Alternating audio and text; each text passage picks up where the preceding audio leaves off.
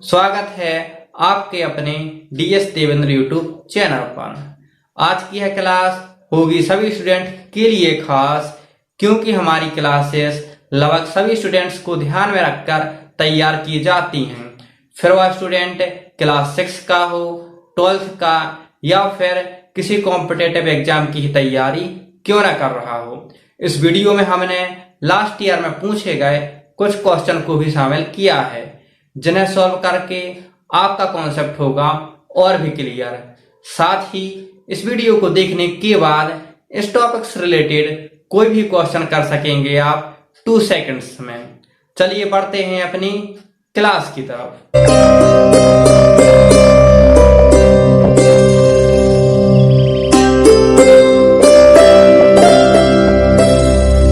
देखेंगे प्रीपोजिशन के अंतर्गत एट, ऑन और इनके प्रयोग। वीडियो में आगे बढ़ने से पहले हमारे लिए प्रीपोजिशन से रिलेटेड कुछ बेसिक इन्फॉर्मेशन होनी चाहिए, जिसका जिक्र हमने अपनी लास्ट वीडियो में किया था। यदि आपने अभी तक हमारी वह वीडियो नहीं देखी है तो उसकी लिंक डिस्क्रिप्शन में दी गई है, जिस पर जाकर आप वह वीडियो देख सकते हैं। जैसा कि हम जानते हैं कि एट, ऑन और इन यह तीनों के तीनों प्रीपोजिशन है, और प्रीपोजिशन का शाब्दिक अर्थ होता है संबंध सूचक या संबंध बोधक। प्रीपोजिशन यह है एक नाउन या प्रोनाउन को दूसरे नाउन या प्रोनाउन से जोड़ने का काम करता है। इसी को हम इस तरह से भी कह सकते हैं कि प्रीपोजिशन एक नाउन या प्रोनाउन का संबंध दूसरे नाउन या प्रोनाउन से बताता है। और यदि हम प्रीपोजिशन के शब्द को देखें तो हम पाते हैं कि प्रीपोजिशन 2 शब्दों से मिलकर बना है, प्री और पोजीशन। प्री का अर्थ होता है पहले या आगे, और पोजीशन का अर्थ होता है स्थिति, अर्थात पहली स्थिति या आगे की स्थिति।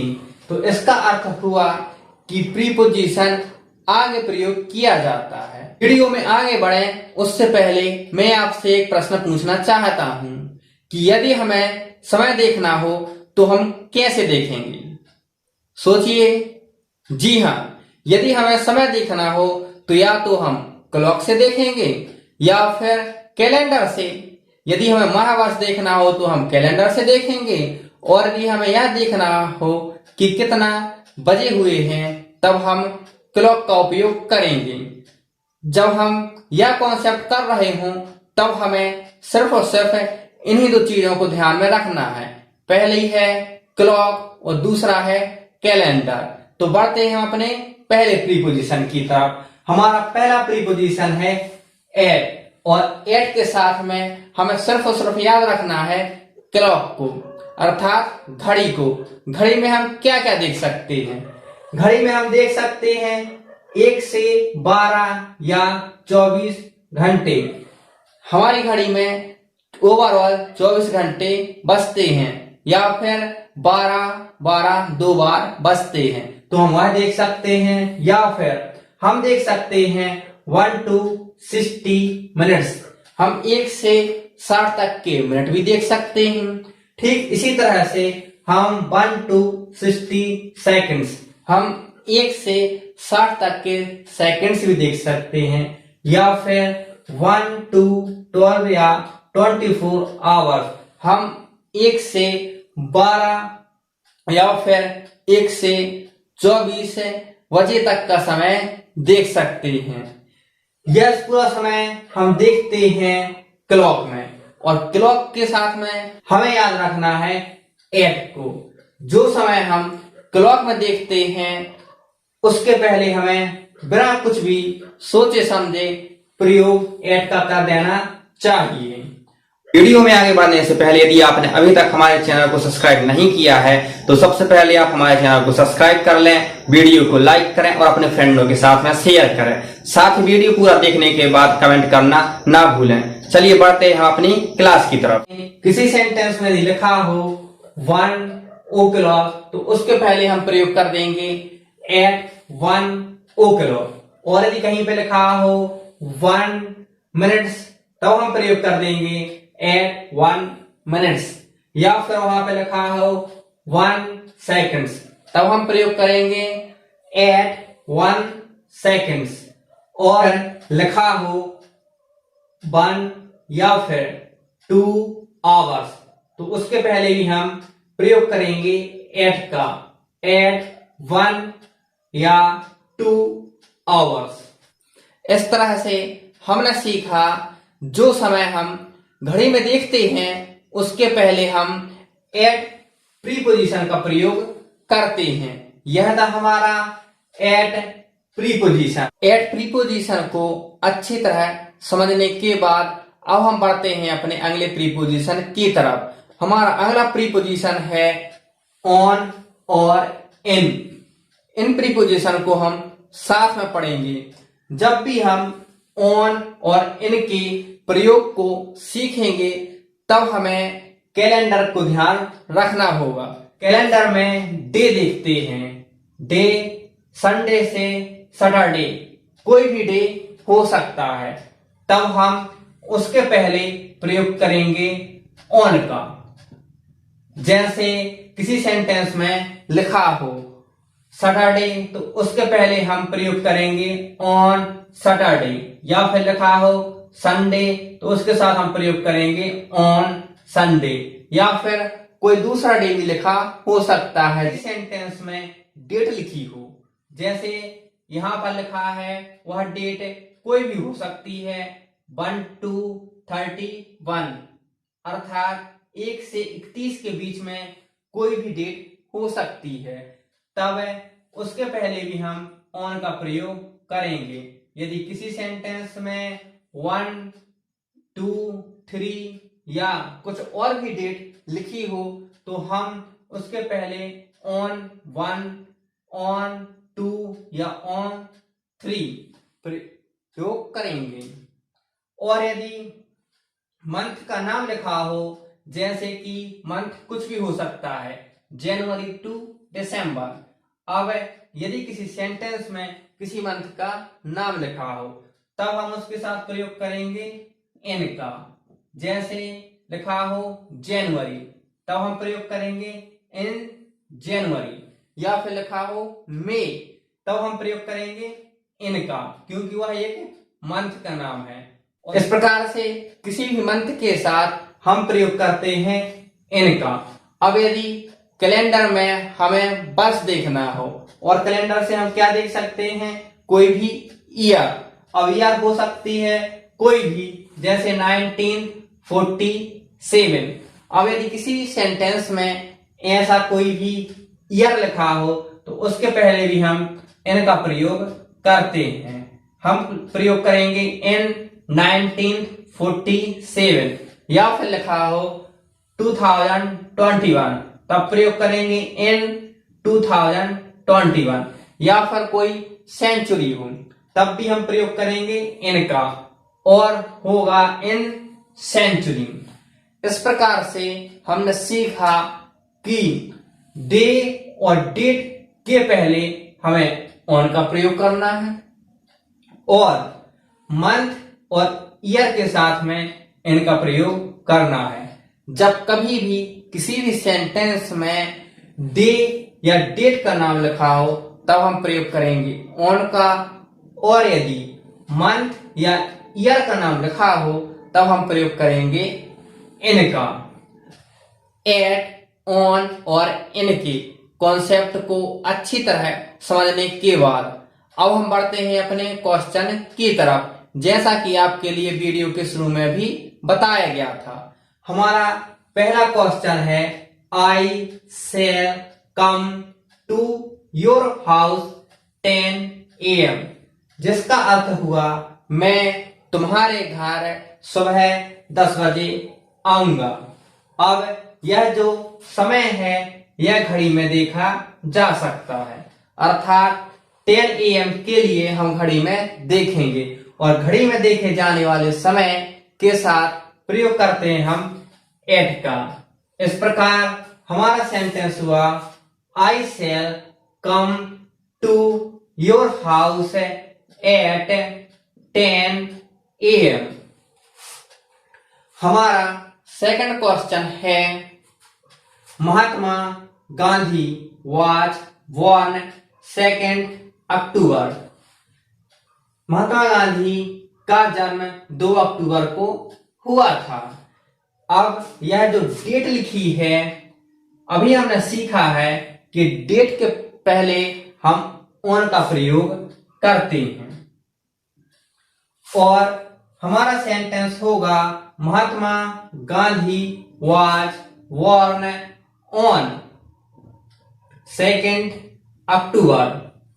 हमारा थर्ड क्वेश्चन है his father will go to Bhopal June. उसके पिता भोपाल जून में जाएंगे।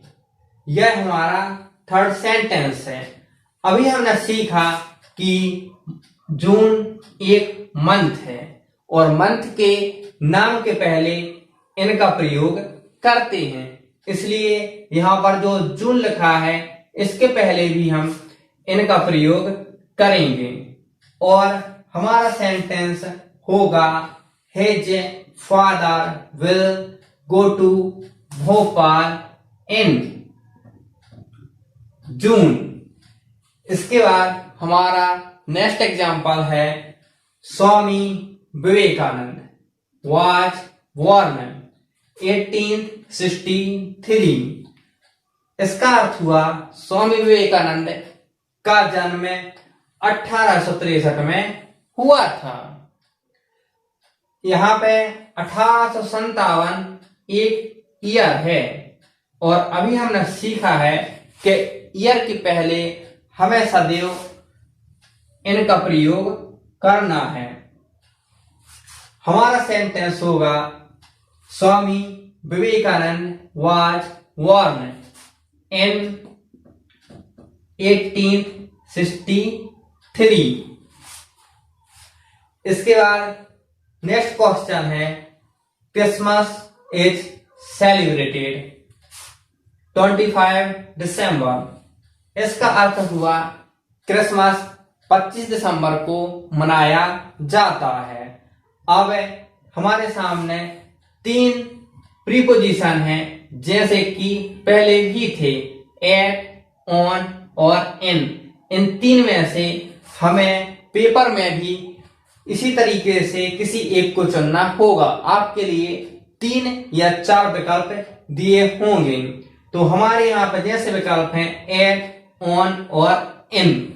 अब हम जानते हैं कि 25 एक डेट है और हमने अभी सीखा कि डेट के पहले सदैव ऑन का प्रयोग किया जाता है, इसलिए इसके साथ भी हम ऑन का प्रयोग करेंगे।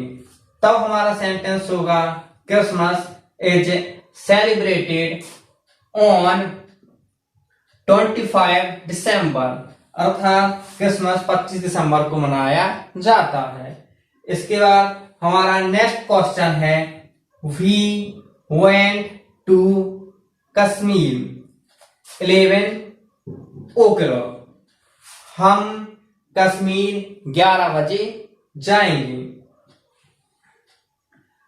यहां पर यह जो समय दिया हुआ है इसके लिए हम क्लॉक में देख सकते हैं, अर्थात यह जो समय है यह क्लॉक में देखा जाने वाला समय है, इसलिए इसके साथ हम एट प्रीपोजिशन का प्रयोग करेंगे, क्योंकि हमने अभी सीखा है कि वह समय जो घड़ी में देखा जा सकता है उसके साथ हम एट प्रीपोजिशन का प्रयोग करते हैं। इसलिए यहाँ पर 11 o'clock के पहले भी हम एट प्रीपोजिशन का प्रयोग करेंगे और हमारा सेंटेंस होगा we went to Kashmir at 11 o'clock। इसके बाद हमारा नेक्स्ट एग्जाम्पल है ही मीट मी मंडे।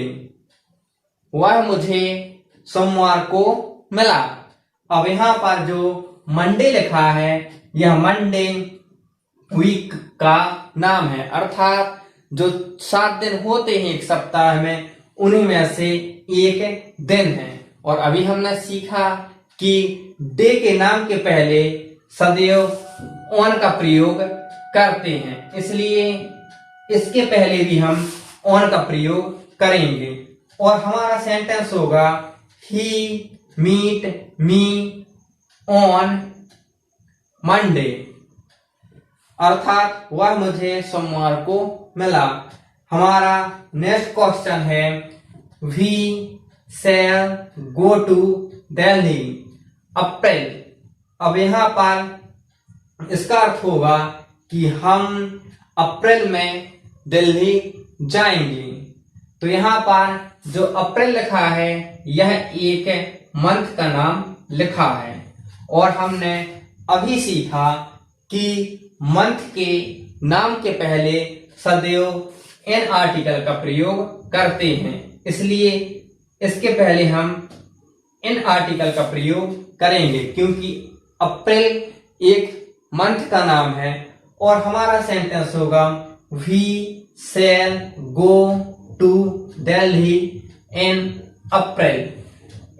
और हमारा अंतिम क्वेश्चन है he will come from school 4:30 PM।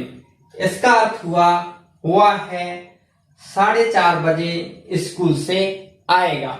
अब आपके लिए यहाँ पर विकल्प नहीं लिखे हैं, उनको ना लिखने का सिर्फ और सिर्फ एक कारण है कि आपके लिए विकल्प कोई भी दिए जा सकते हैं, जैसे कि इन सारे क्वेश्चनों में दिए हैं। लेकिन जो सही विकल्प है हमारा, अर्थात जो हमारा करेक्ट ऑप्शन होगा वह चेंज नहीं होगा। जैसे कि हम जानते हैं 4:30 एक टाइम है और इस समय के लिए हम क्लॉक में देखते हैं और क्लॉक में देखे जाने वाले समय के साथ हम प्रयोग करते हैं 8 का, इसलिए 4:30 के पहले भी हम 8 का प्रयोग करेंगे। तब हमारा सेंटेंस होगा ही will come from school eight 4:30 PM। अब आपके लिए कोई भी ऑप्शन दिए हों उनमें 8 जरूर होगा, क्योंकि घड़ी में देखे जाने वाले समय के साथ सदैव 8 प्रीपोजिशन का प्रयोग करते हैं। अब हम इन्हीं क्वेश्चन को यदि 2 सेकेंड्स में सॉल्व करना चाहें तो हमें सबसे पहले यह ध्यान रखना है कि यदि क्वेश्चन में ऐसे टाइम का जिक्र किया गया है जिसे क्लॉक में देखा जा सकता है तो उसके साथ हमें प्रयोग करना है 8 का। अब यदि डे या डेट की बात की गई हो तो प्रयोग कर देंगे ऑन का, और यदि मंथ या ईयर की बात की गई हो तब प्रयोग कर देंगे हम इन का, अर्थात कैलेंडर के साथ हमें ध्यान रखना है ऑन और इन, और क्लॉक के साथ में हमें ध्यान रखना है सिर्फ और सिर्फ 8। चलिए अब इन्हीं क्वेश्चन को हम 2 सेकेंड्स में सॉल्व करते हैं। अब हमें पूरा क्वेश्चन पढ़ने की भी जरूरत नहीं है क्योंकि हमें क्वेश्चन करना है 2 सेकेंड्स में। तब हम देखेंगे समय या जो टाइम दिया है या किस में देखा जा सकता है। हमने देखा कि यह जो टाइम है यह हम क्लॉक में देखेंगे और क्लॉक में देखे जाने वाले समय के साथ प्रयोग करते हैं 8 का। और यहाँ पर लिखा है 2 अक्टूबर। यहाँ पे हमने पूरा सेंटेंस रीड ही नहीं किया है क्योंकि हम इस क्वेश्चन को सॉल्व कर रहे हैं 2 सेकेंड्स में। हमें को पूरे क्वेश्चन को पढ़ने की जरूरत ही नहीं है। यह जो 2 अक्टूबर है यह एक डेट है और अभी हमने सीखा कि डेट के पहले ऑन का प्रयोग करते हैं। अब यहाँ पे लिखा है जून, हमें कुछ मतलब नहीं है कि सेंटेंस क्या है, हमें सब देखना है कि यह क्या है जून, और यह एक मंथ का नाम है। अभी हमने सीखा मंथ के नाम के पहले इनका प्रयोग करते हैं।